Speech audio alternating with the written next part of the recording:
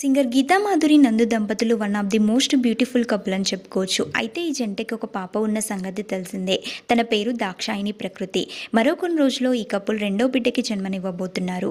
రీసెంట్గా గీతా మాధురి తన ఫ్యామిలీతో ఉన్న ఒక బ్యూటిఫుల్ ఫోటోని షేర్ చేస్తూ ఈ గుడ్ న్యూస్ని అభిమానులతో షేర్ చేశారు. రీసెంట్గా గీతా సీమంతాన్ని కూడా చాలా గ్రాండ్గా ఏర్పాటు చేశారు. ఆ సీమంతానికి సంబంధించిన కొన్ని మూమెంట్స్ నెట్టింట్లో బయటకొచ్చాయి.